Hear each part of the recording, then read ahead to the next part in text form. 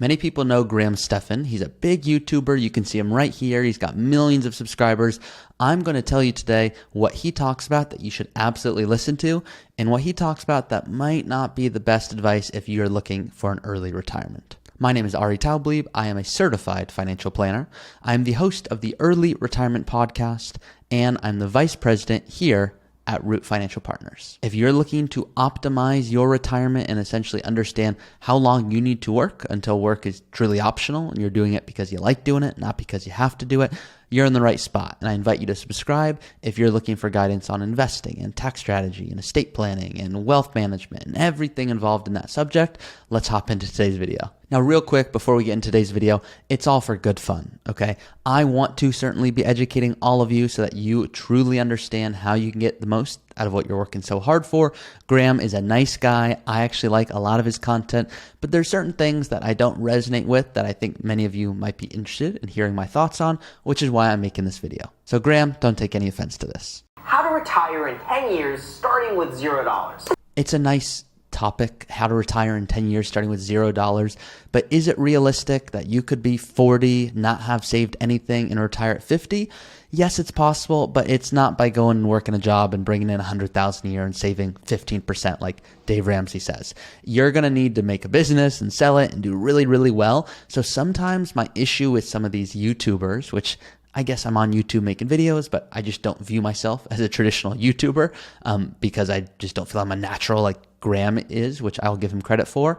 But I am viewing it from the perspective of, okay, if you really want to optimize your retirement, like you could absolutely retire in 10 years. Do you want to spend $2,000 a month? Probably not. So yeah, you could retire in a year if you wanted to spend nothing, but you also could retire. I have clients that I'm like, you can't retire and you have 10 million bucks. And they're like, what do you mean? I have so much money and aren't I in a good spot? I go, well, you want to spend like 60,000 a month. So like, no, you're not in a good spot. So it's not me saying, Graham, you're evil by saying this. It's me saying, look, it sounds good. It's an intriguing title. You have $0. How many of us have $0? Some people are like, yeah, I have $0. I don't want to work forever. Retiring in 10 years sounds good. Let me watch this video. So a little clickbaity for my liking, but let's go on. This is something where at the core, the concept is incredibly simple. In fact, it's so basic that I could probably summarize everything that you need to know about achieving financial independence in the next 15 minutes. Don't believe me? Well, just watch the video to see for yourself. But is he? Good. I could probably learn a few lessons from this guy. I'm not going to come out and say, yeah, in 15 minutes, you're going to be retired. But I think he's got some good points here, a few that I think I don't resonate with. In fact, don't think I know. And let's talk about this. Based on your current income and expenses, you could calculate how long it's going to take you to retire based on your current savings rate in less than a minute. For example, if you spend 100% of your income, you're never going to be able to retire because you're always left over with nothing. However, very insightful, Graham. Just kidding. If you save 25% of your income, you'll be able to retire in 32 years and make...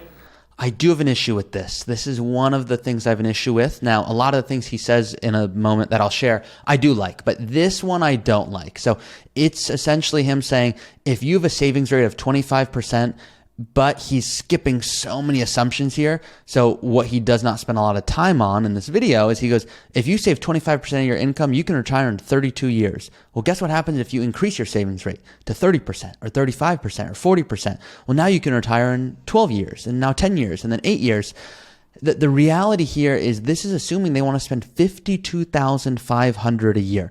Imagine I told you you could only spend $52,500 a year for the rest of your life. What would you say? Some of you might go, you know what? I wouldn't be able to live the exact retirement of my dreams, but you know what? It'd be pretty good. Some of you would go, no, that just would not allow me to, first of all, even meet like my mortgage in California. So the point here is there's some big assumptions that I don't want you thinking if you make $100,000 right now and you save 25%, that means you can retire in 31.9 years because you might want to spend way less than your neighbor, which means you might be able to retire way earlier than this number. Then you might say, you know what, I've got a friend, he's a big spender, but he's saving a lot. I bet he can retire soon. Maybe he can't because he might actually want to spend way more. So yes, you want to make sure you're saving a good amount, but the story I tell all of my clients is early on when you are saving and investing, it's really important to add new dollars to your 401k. Let's assume you have $10,000 bucks. If you get a 10% return on on 10,000 bucks, great, that's $1,000. If you get a 10% return on $1 million, that's 100,000. So the point here is you cannot outsave good investing when you're later on in your career. Early on, you're not going to be able to outbeat a return by simply just trying to performance heavy and pick this stock. And the best thing you're probably going to be able to do is add new money. So I like that he's encouraging saving. That's the plus. I don't like the fact that he's saying, yep, you can retire in 25 years or 30 years if you save this percentage, because the truth is you might be making 100,000 a year or you might be making 300,000 a year. Well, that's two very different savings rates that's essentially going to your retirement. Maintain the current standard of living. If you save 50% of your income, you'll be able to retire in 17 years. That's my issue right there. Let's look at the next one. You save 70% of your income, you'll be able to retire in 8.5 years. So if you save 70% of your income, you can turn 8.5 years. What that's saying is you are living off of $21,000. You're saving $50,000. Your current expenses are $1,700 and you're saving $4,000 a month. Do you think that's realistic? I don't think so. I mean, it sounds good. Don't get me wrong. I look at that and I go, even me 10 years ago would have looked at that, and I was actually watching Graham's videos then, going, you know what? I like this stuff. Now, I'm in a different stage of mind. I'm actually a certified financial planner. He's not. That does not mean he doesn't know what he's talking about. I like a lot of the stuff he says, but this is one that I do not like, because he's saying you save 70%, you are going to retire in 8 to 9 years. That to me is not a safe thing to say, because too many people are going to now work like crazy to save a lot of money, and I see it, and then all of a sudden they go, yeah, it turns out I want to be able to live on way more than this. So this is something that I don't resonate with. Get the idea. The higher the percentage of income that you save, the faster you could reach financial independence. That is true. The faster you save, the closer you are to financial independence. That I agree with.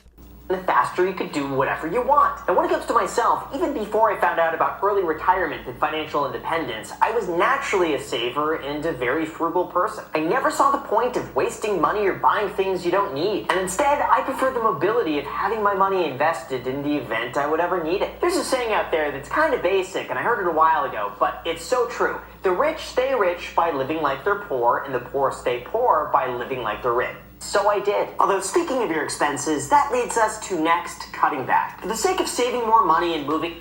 This is one of my other controversial theories with Graham. Cutting back on spending is certainly important. You're not going to be able to retire early or be in an awesome spot to never have to work again if you're spending like crazy. But my issue is too many people try to not buy coffee out, or they don't go out to eat and buy appetizers, or they worry about getting an extra drink. And I don't want you to cut back on those things. The things we want to cut back on, hey, are we going to buy this home for $400,000 more than we can afford? Are we going to buy this car that, yes, we want, but you know what? In reality, we've also got to send these 3 kids to college, and we've got to make sure that we're going to do that remodel. And so cutting back on spending, I actually don't really like that theory. I don't personally budget in the traditional sense of me going, yep, I'm going to sit down and do a budget every week.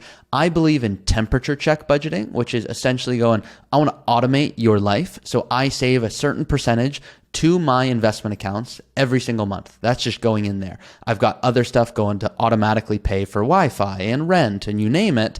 And then what I've left over, that is me. I have the ability to spend whatever I want because I've already done everything I'm supposed to do. So what I'm left over with when I go out to eat, or if I go, get my car fixed, I've got X amount of dollars that I'm able to use for that rest of the month. So if by the 3rd week I get through the majority of those dollars, I'm like, okay, great. It means I don't get to go out to eat a whole lot more for the rest of the month. Or it means, you know what? I've got a lot left over. Maybe we are doing a kind of weekend trip and we're staying an extra day at this spot. So I like to be in control in this way.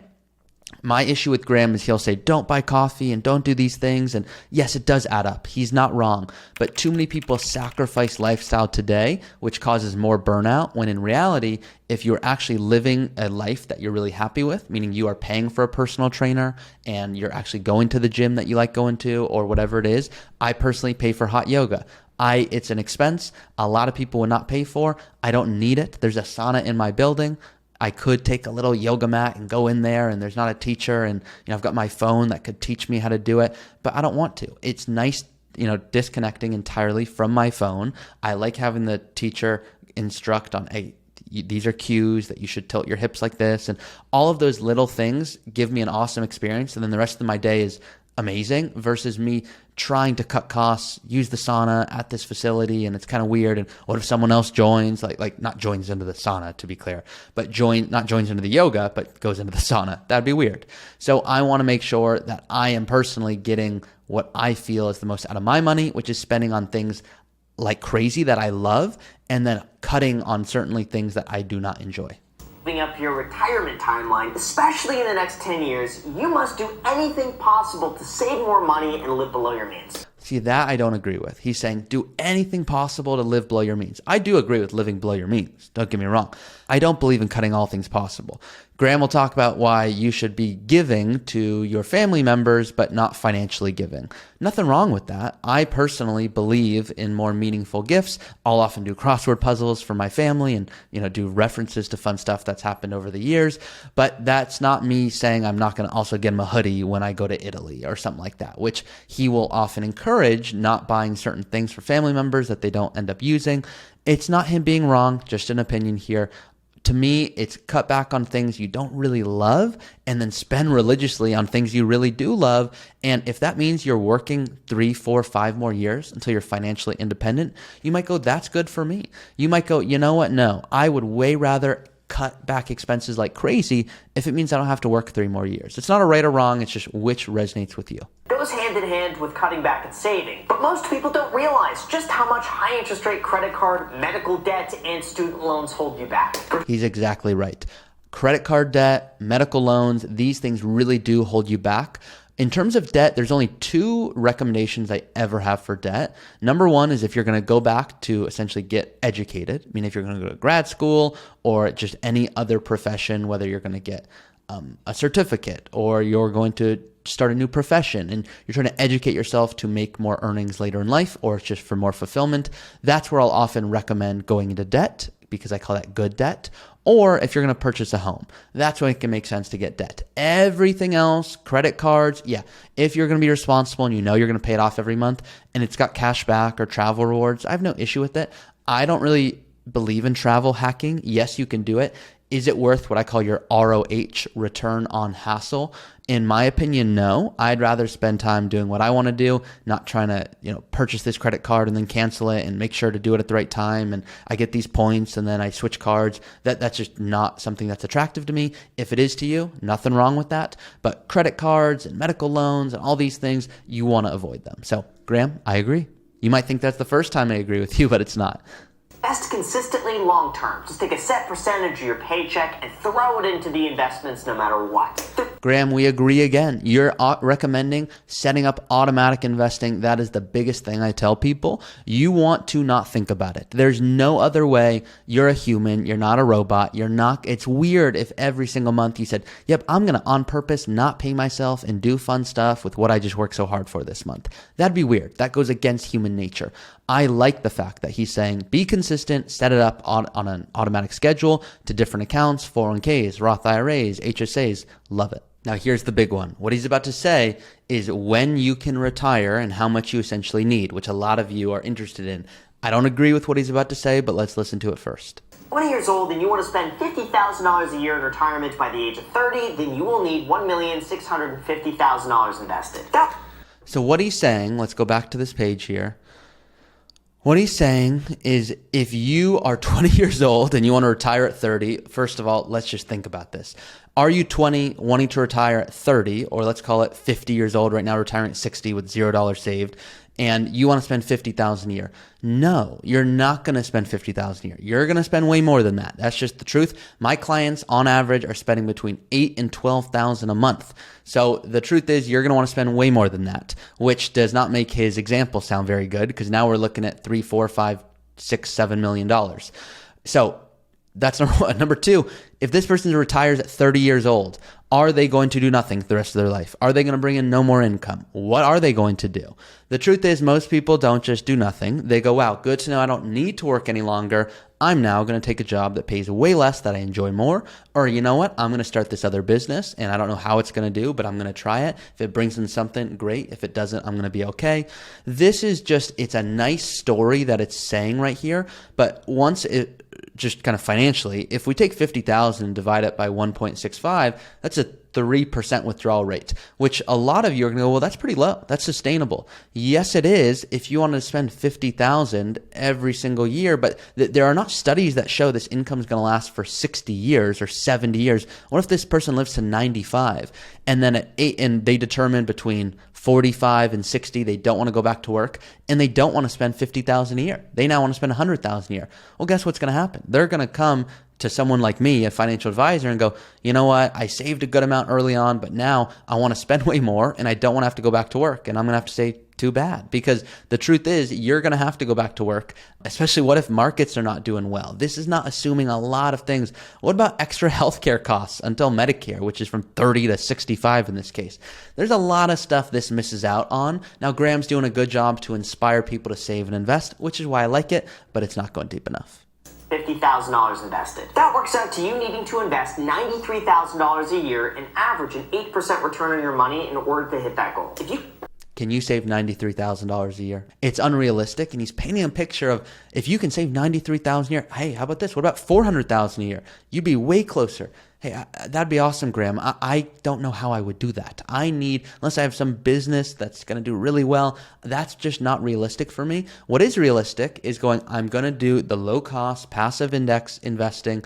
I'm going to make sure I'm making my money work for me. I'm not going to do crazy option strategies or anything like that. I'm going to work a job that I enjoy, that lets me prioritize my health, that lets me spend time with family, that lets me go out and buy coffee with my coworkers if I want to, while still putting me in a good spot to one day never have to work again. And if I'm getting raises along the way, I'll increase my spending. That's what you really want to do. I don't love the idea of being like, oh my God, I'm 20, I'm going to be done by 35, or I'm 40, I'm going to be done at 55. Because the truth is, most people don't just stop and do nothing. They want to do something, and it makes a bigger difference if you are adding in part-time income. I'll call it part-time, but it's just what I call your own time. Meaning, let's assume you're 50 and you stop working at 60 and you have the financial means to do so. Great. You might go, I'm going to do something else that brings in way more joy. And if it brings in 15,000 a year, great. Or 25 or 30 or 50, then great. But if it doesn't, you're still okay. So it's just extra fun money to play around with. You could find a way to average a $150,000 income before taxes and live off $22,000 a year throughout your 20s. You could retire in 10 years. Who wants to live off of $22,000 a year? I don't know. That wouldn't even let you live in California right now. So this to me is unrealistic. No one really wants to retire by age 30, to be honest, but I get that he is talking to this audience. Most people that are watching this video, most of you guys, you are in your 30s or 40s or 50s or even 60s going, listen, I want the best strategies. What should I do? And there's some good talking points in here, but he's really talking to a younger audience that I don't think is really digesting the traditional early retirement tax strategy, healthcare, withdrawal rates. They're more like, hey, I want to save and invest like crazy to never work ever again. So to summarize, Graham's a really nice guy. I like his content. There's a few things that he says that I think really inspires you, and I think he says them in a really, really captivating way, but it doesn't go deep enough, and it's not as realistic as it seems. So he's going, yep, this is awesome. You're going to be able to retire in 10 years if you have $0 and you save this amount. Look, it sounds good, but not many people can actually do that. I like to be more realistic, which is why I would argue I'm more mean, or I get less views than Graham. And I'd way rather get less views and have those that are watching these videos go, yep, I'm getting exactly the type of content that's going to help actually give me confidence to retire, versus simply going, yep, I've got 2 million. I think I'm good. I have clients with 2 million that I go, why are you working? I have clients with 5 million that go, you can't retire. And it's in large part based on what they want to spend, what success to them looks like in retirement, and really how much do they want to leave behind? Do they have children they want to support? Are there legacy goals? Are they trying to die with zero? What are they trying to accomplish? So Graham, thank you for these videos. I actually like when Graham's putting these out, or any other financial advisor. Well, Graham's not really a financial advisor, but financial YouTuber, because I get to make these videos and critique them and say, yep, I like this stuff about it. So guys, if this was helpful, let me know and I'll make more videos just like this. Lastly, if you want a personalized strategy to understand how you can retire early with confidence, that is of course what we do. And if you don't quite have $2 million, which is our current requirement to work with us, that's okay. You will be there soon. You can actually use my academy, and you can see it right here. this is going to tell you when you're actually in a position to make work optional. So you can go ahead, go through this, input your numbers, how much you're saving, and you're going to be able to play around and go, okay, yep, I'm going to be able to retire comfortably at this point based on these different variables and these assumptions. And it goes essentially to what Graham is saying, just in a lot more detail. So if you're looking for that level of confidence, I recommend checking it out.